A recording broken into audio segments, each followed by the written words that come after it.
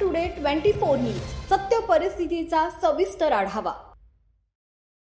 अहिल्यानगरच्या कर्जत येथील एका विद्यार्थिनीने नीट परीक्षेत कमी गुण मिळाल्याने आत्महत्या केली आहे। आत्महत्येच्या पत्रात नीटचा उल्लेख करण्यात आलाय।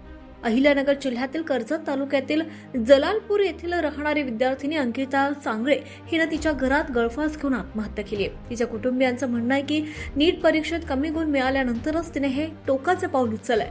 अंकिताला नीट परीक्षेत 166 गुण मिळाले होते।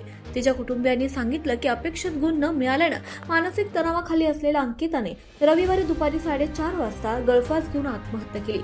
अंकिताला अभ्यासासाठी एक वेगळी खोली देण्यात आली होती आणि ती तिथे बसूनच अभ्यास करत होती। बराच वेळानंतर कोणताही आवाज किंवा हालचाल न जाणवल्याने तिच्या कुटुंबियांनी खोलीचा दरवाजा उघडला तेव्हा त्यांना आढळलं की अंकिताने गळफास घेतला। यानंतर पोलीस प्रशासनाला कळवण्यात आलं। अण्णा सांगळे यांनी दिलेल्या माहितीच्या आधारे पोलीस ठाण्यात अपघाती मृत्यूचा गुन्हा दाखल करण्यात आलाय।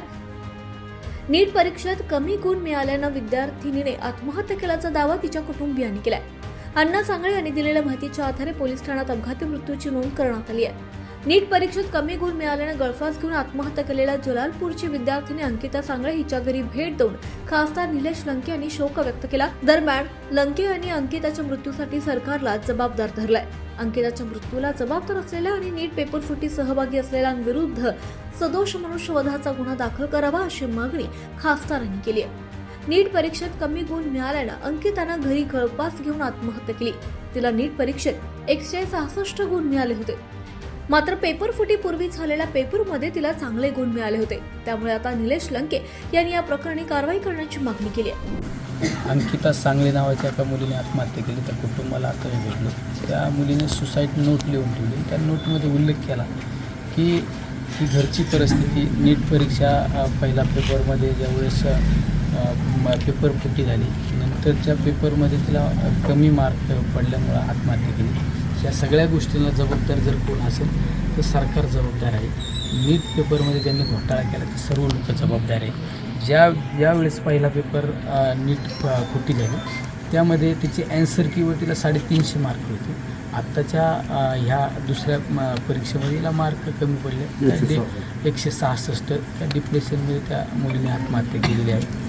या सगळ्या गोष्टीला जर जबाबदार कोण असेल तर मी काल पण आंदोलनामध्ये सांगितलं, आज पण सांगतो, ज्या माझ्या 23 विद्यार्थ्यांनी आत्महत्या केली, या आत्महत्या करण्यात जबाबदार कोण जर असेल तर ज्यांनी पेपर फुटीमध्ये ज्यांचा रोल होता, ज्यांचा संबंध आला, त्या सगळ्यांवर मनुष्यवधाचा गुन्हा दाखल झाला पाहिजे ही आमची प्रामुख्याने मागणी आहे। ज्या मुलांनी आत्महत्या केली त्या मुलांना शासनाने भरीव अशी मदत केली पाहिजे।